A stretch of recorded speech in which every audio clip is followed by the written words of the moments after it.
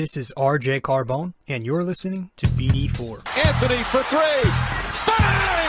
That one goes down. This one by Mattingly. Oh, hang on to the RJ Barrett does it again from downtown. He is just tearing the Orioles apart. It's good. Randle gets the bounce, and he ties the game. Houston ducks under. Got it! With 8 tenths left. Up and ran. Slam the other way for Aaron Judge. Penetrates, creates, and showing some dexterity as well with the left hand. Yankees win. The Yankees win. All right, let's try and make this one as quick as possible because, well, for one, I've got class. I start the next semester for school in the morning. So as I am recording, it's not too long after the Knicks just took another loss. It is 11:46 p.m. on January 24th, a Monday. So as you are listening to this, it'll be sometime Tuesday the 25th. But I'm going to try to make it as quick as possible while I want to hit all the points that I really want to get to. Because I've got some things to talk about after this one. Every loss at this point gets bigger and bigger in terms of the way it's affecting their season right now. And this one was big. To be honest, this wouldn't be that big. This would be an acceptable loss because it is the Cleveland Cavaliers who are, I believe, in the 6th seed right now, one game behind Milwaukee. It wouldn't be as big of a loss if the Knicks had taken care of business on that 4-game homestand against some pretty, average to below average teams. They lost the first 2 games to the Hornets and the Timberwolves. Okay, whatever. But then they go and lose to a terrible New Orleans Pelicans team who has no shot at making the playoffs and don't have Zion. And they salvage it by going 1-3, against the Clippers with the win on Sunday. So going 1-3 on that homestand at the Garden against teams that you should have beaten, that hurt. And that made tonight's loss, put it under a magnifying glass. So, it sucks. It really does suck. But I want to hit all my points. And, yeah. So, guys, if you have not yet, be sure to subscribe to this podcast. Yes. Welcome to the show. I'm your host, RJ Carbone. If you are new here, welcome to BD4, where there's no better way to get your Yankees and Knicks analysis, and we also do MMA on the weekends now too. So let's get to it. Again, just sub if you haven't yet. You know where to go. All the listening platforms. You can watch the podcast too. That's up on YouTube, BD4, and BD4 on all the listening platforms. Just said that. Follow me on social media. I'm at RJ Carbone on Facebook. And you can follow me on Instagram at rjcarbone. So let's get to our first plug really quick. And when we get back, I just want to get right into it. And that'll be that. All right, stay with us.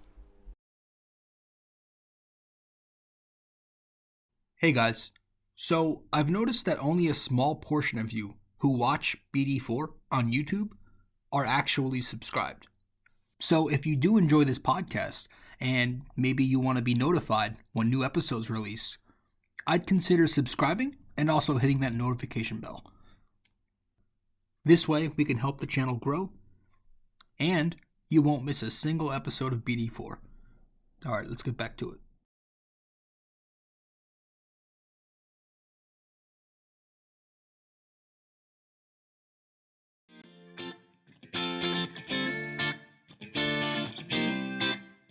So, if you guys want to follow me on social media, be sure to do so right now. I'm on Facebook at RJ Carbone, and I'm also on Instagram at rjcarbone.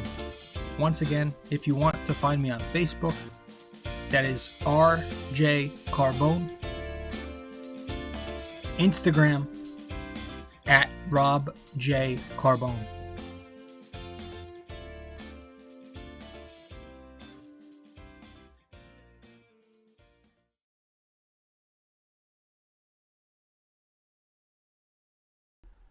So the Knicks lose this game by a score of 95-93. They were playing in Cleveland tonight to start this 3-game road trip against the Cavs to start it off. And they're also playing 8 of their next 10 games on the road as well. So this was a frustrating loss. The Knicks actually played well for most of this ball game. They did. They played hard. I like the fact that they forced 20 turnovers and they turned that into 26 points. That was a rarity. They had a lot of those points on the fast break, 17. So they were keeping up the pace, which was a good change. But again, they cannot get it done. They lose to a Cavs team who are a good team, but they were without their main crew. There was no Larry Markkinen there at the stretch forward. There was no Colin Sexton in the backcourt. And going down low, there was no Jarrett Allen. So it was a game we could have very well taken had we executed late in the game. And once again, it comes down to late game execution. We were just talking about this on an episode a few nights ago. Tom Thibodeau's playbook, and again, it's his ATO offense in particular. What the hell was that? What the hell was that? What kind of ATO offense is he running out here? You have Julius Randle posting up a tremendous mismatch in Dean Wade, Dean Wade, some white kid who's about 25 pounds less than Randle, soaking wet. And you've got Julius passing up 2 looks late in the game when he's got the mismatch on Wade in the high post. Now, okay, you could say that, me personally, I'm always ragging on Randle taking those final shots. Okay, maybe I don't want him taking the ISO shots, but when you're on a mismatch like that and you're actually taking a smart shot, you're backing him down, taking him to the post, that's when I don't mind it. But here's the thing. If you want me to tell, if you're asking me, would I rather have that post up a mismatch in Wade or what he did? Give me the former. Because what we did out of those ATOs was just despicable. Absolutely despicable. You've got one, the one where he passes it to Quickly on the right elbow, and Emmanuel's taking a 40-foot shot. Complete brick. Who goes 1 for 10 on the night, by the way. No, that doesn't work. And then we're going to RJ into that 3-pointer. So the Knicks needed 2 points. They were down 2 points, so they needed to get a shot closer to the hoop. But we go to RJ for 3. And this wasn't an ATO. It was after a basket by Cleveland. Excuse me. But if you go back and you watch the play again, as soon as the Knicks cross the half court, you have RJ Barrett calling for the ball so he can initiate the offense and do his thing. But what do? We waste time on the shot clock, and by the time RJ Barrett gets the ball from Randle's hands, he has little time to get a shot off, maybe 3 seconds. So he has to shoot the 3 practically. He had just drove and finished a few possessions prior.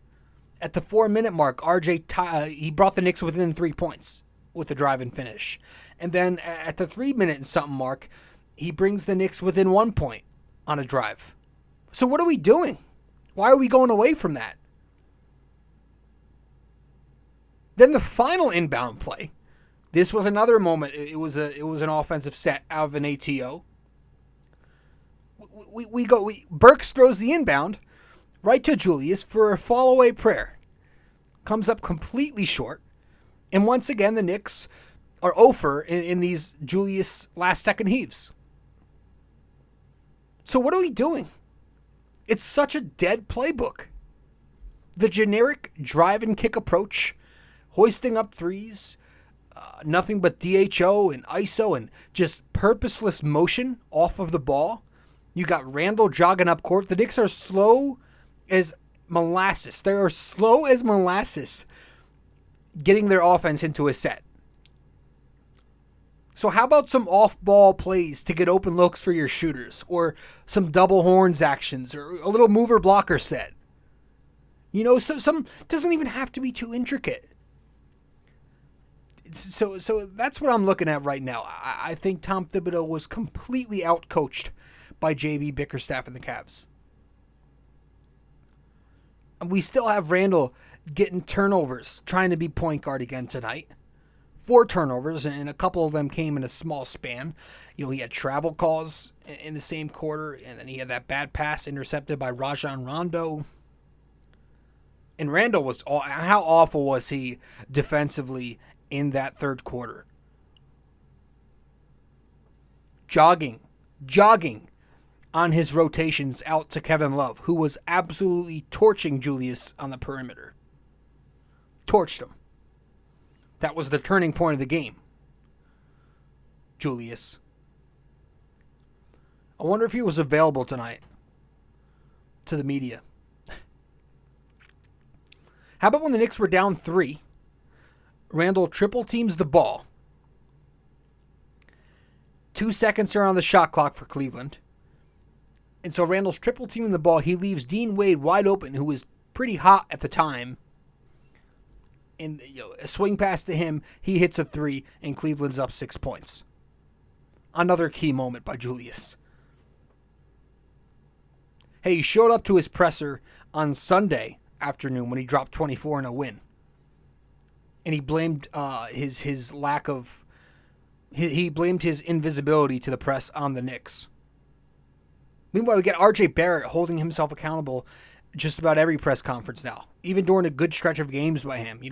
I've accomplished nothing. Saying that the other day. Saying, I've got to hit my free throws tonight. He said that, etc., etc. He's always holding himself accountable, and you could see how hungry he is just by the way he talks to the media and the way he plays. His body language is always good. Randle and his body language, talking to the refs, bitching when he's supposed to be in the huddle with his teammates or supposed to be playing on defense the other end. He's still talking to officiating. It's tiring as hell to see. Tiring.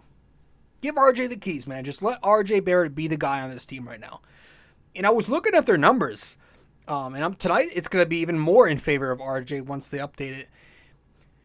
Their season numbers are very similar. Randle has the uptick in rebounds and a little more assists, but outside of that, they're very similar. They're both averaging around 17 or 18 points, and their field goal percentages are similar. RJ's shooting better from 3. Their free throws are pretty similar. And when you take into account defense, you could say, and take into account defense and the fact that RJ's doing similar things to Randle, but it's impacting winning more, and he's doing it on his rookie contract while Randle's set to make $117 million. It's not that crazy to say RJ's the better player this year. He's giving them more production. The better value. Give him the keys, man. The Knicks clearly play better basketball, more efficient basketball when RJ Barrett runs the offense and he's the facilitator. Again, tonight, he had it. He had 24 points. He shoots over 50% again. He was rebounding. He had some more assists in there. He's got to keep getting featured. Got to keep getting featured. And he did as the second half progressed. The first half and into the halfway mark of the third quarter, he had 63% on field goals, but he only had 8 shot attempts. But they finally got him some more looks, and he capitalized his way to 24 points. But I want to go back to Tibbs and talk about some of these things because it's just so maddening. So let's head to another break. And again, this is going to be a quick episode. That's why I'm kind of rushing through this. I've got class in the morning, and then we'll wrap it up. Stay with us.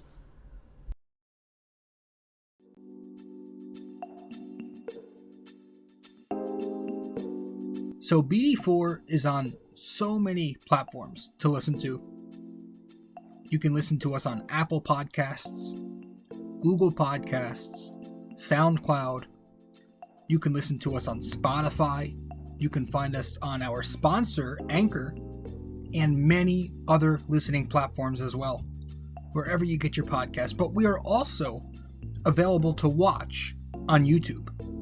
So if you want to watch us on YouTube, go subscribe there. But if you prefer to listen to us, again, many listening platforms. Just be sure to subscribe, download, give us a rating, a review, comment, share the podcast, and all that fun stuff. This is BD4, where there's no better way to get your Yankees and Knicks analysis.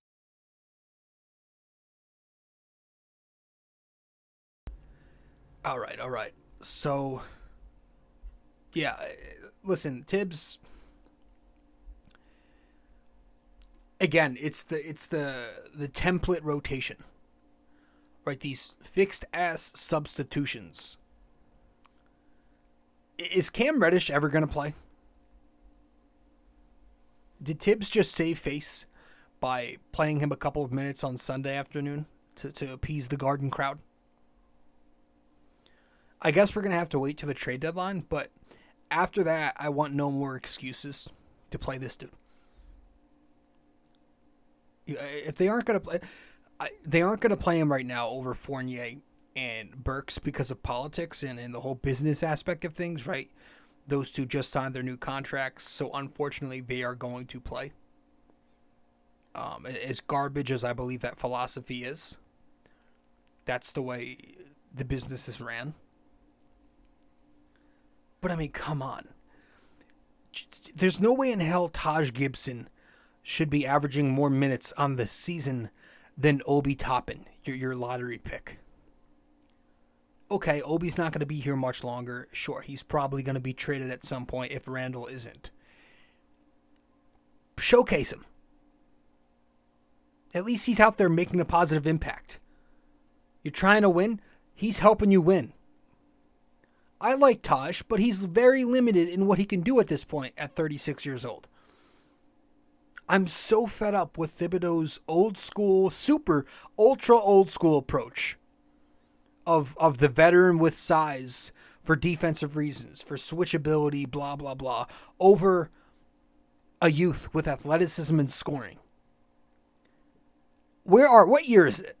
It's 2022. Give me the ladder. What's that saying? 7 days a week and twice on a Sunday? Whatever it is. Give me the ladder. Give me Obi out there. Give me Jericho Sims if you have to. Obi was a plus 20 tonight in the box score. A plus 20, and he plays 15 minutes. Randle was a minus 22. Shocker. And he gets 33 minutes. Obi comes in, hits 2 3-point shots, puts the ball on the floor, attacks, and finishes at the rim. So he's doing things out there that we don't even see from him now. And boom, he's done for the rest of the half. And he finishes with just 15 minutes. Why is Alec Burks averaging 23 minutes per game in his last 5 games when these are his stats? He's shooting 26% on his field goals in the last 5 games, averaging 5.8 points during that span.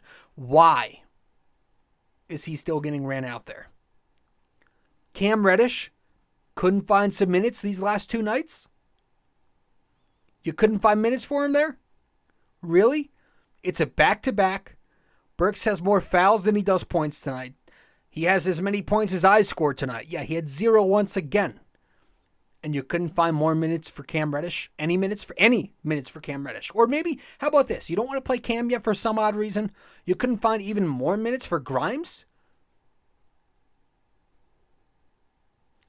But I mean, Cam comes in the game on Sunday and he displays more athleticism in 10 seconds on that coast-to-coast reverse finish than the Knicks did all season. And he gets a DNP CD tonight. Grimes, in that third quarter, pivotal to that run. Pivotal. The Knicks needed it. He knocks down 2 consecutive threes at the end there, plays some great defense, hounding defense, and they go on a 7-0 run to enter the fourth. And he closes the game tonight over Evan Fournier with a big fourth quarter too, which is even more maddening that he's closing the game. Grimes is over Fournier. When we mention politics and how political it is, the Knicks clearly don't value Fournier enough to close games with him. They'd rather close with the rookie over the veteran Fournier. So it obviously tells you that politics are involved. And Fournier's, I'm done with the excuses for him. I'm done trying to find silver linings. I caught myself doing that a few episodes ago. Giving him the last X amount of games excuse he looks good. No. The guy he just doesn't fit on this team. So I told you it was going to be a quick episode. Hopefully I didn't speak too fast. I just wanted to give some quick hitters there. Because I'm just fed up at this point with the way Thibodeau is handling things. It's just the refusal to adjust the rotation to how the team is playing, to who the Knicks are playing. It's just do what other coaches do. Make adjustments. These 2K lineups that you have, automatic, and there's no adjustments. It's the same boring, dull thing that hasn't been working all season long, but you refuse to change it much. Grimes probably wouldn't even be in the rotation if it wasn't for that COVID, stretch the Knicks had, where he was forced to play and he played so well that he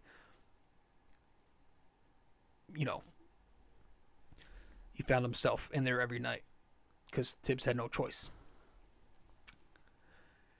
It's tough.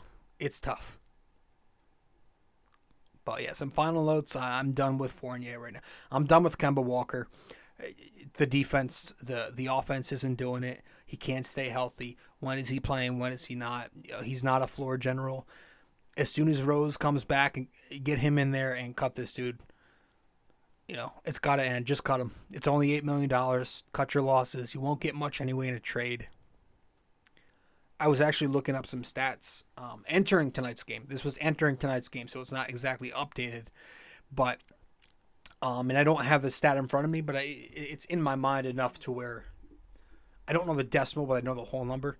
The Knicks are plus 12 per 100 possessions when RJ and Derrick Rose pair together.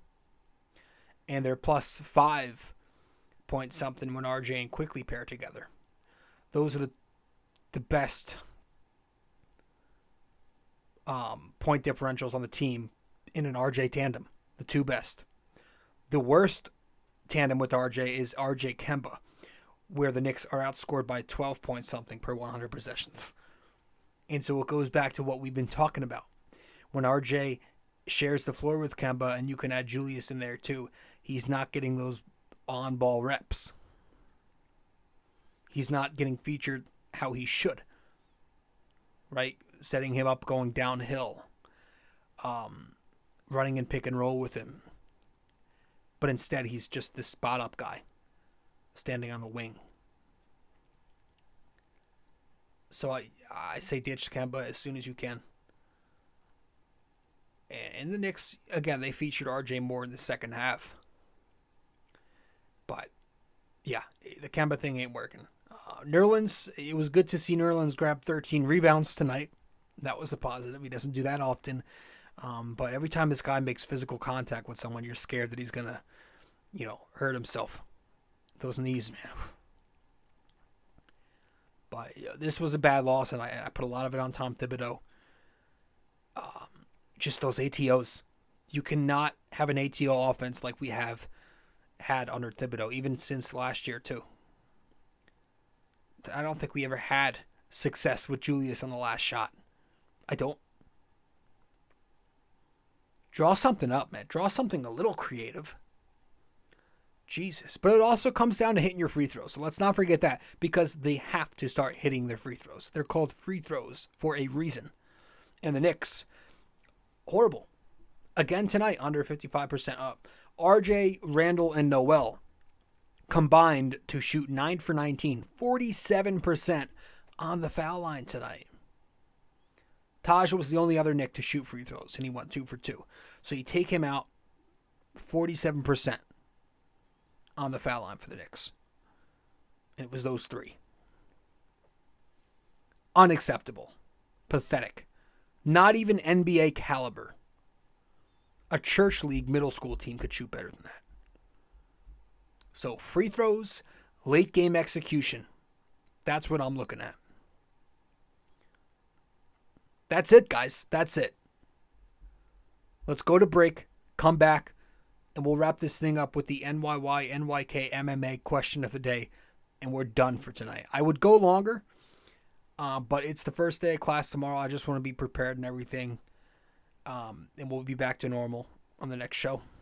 But a rough loss to Cleveland. Again, free throws and Thibodeau's offense is just stale. So stay with us. We'll be back. Hey guys, I hope you're enjoying this episode. But first, I also want to let you know I have another blog. The blog I'm writing for is on ultimatesportsnetworks.com, titled The Bomber Bacher Blog. If you want to go subscribe to this blog, you should do so using my promo code 6A2841ERJC.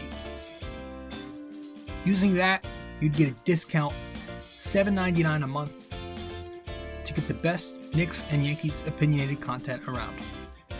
Once again, guys, the Bomber Bacher blog on ultimatesportsnetworks.com using promo code 6A2841ERJC, $7.99 a month.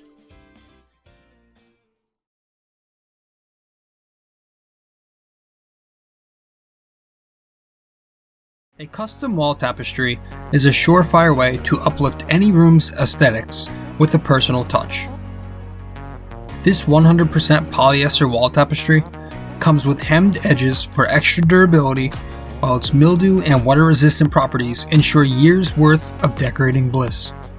The advanced tapestry printing techniques guarantee crisp detail even for the craziest of designs in any of the multiple size choices. You can select a size of 26 by 36 inches, 51 by 60, 68 by 80, and 88 by 104. These wall tapestries usually ship in 7 to 10 business days, and the price ranges from $24.99 to $69.99, all dependent on the size you select. The Bomber Bacher blog wall tapestries come in orange, gray, and black. But most importantly, be sure when purchasing a wall tapestry for the Bomber Bacher blog that you use promo code 6A2841ERJC.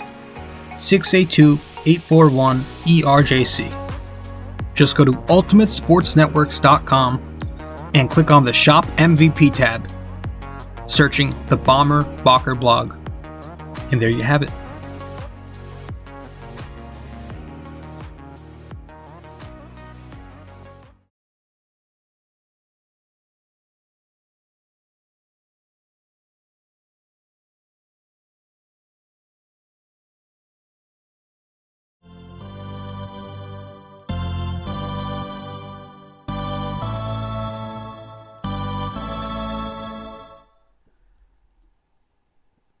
So for episode 312, our NYY-NYK-MMA Question of the Day, it's going to be a Knicks question tonight.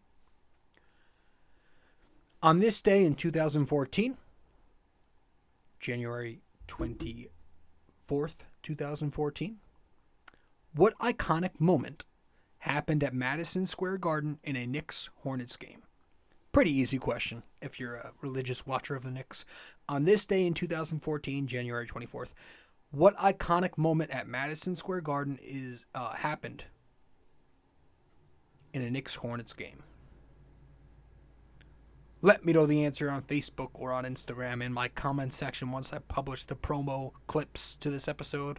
Or you can DM me the answer and I'll give you a shout out in the next episode if you get it correct. Guys, thank you. Thank you for tuning into this episode. I appreciate it. I'm your host, rjcarbone, with episode 312 of BD4, where there's no better way to get your Yankees and Knicks analysis. We do MMA now, too, on the weekends. Yankees every series, Knicks every game, MMA on the weekends. That's it. Hope you guys enjoyed the show. Again, quicker than usual tonight, just because I want to get situated for the first day of class tomorrow, but we will be back on our normal schedule, going at least 45 minutes, which is about the average of our episodes, and we'll go at a slower pace and actually break things down. But I wanted to get some quick hitters in there. I think I nailed them all. Hope you guys enjoyed it. And I think that's it for this one. I'll see you next time. Ciao.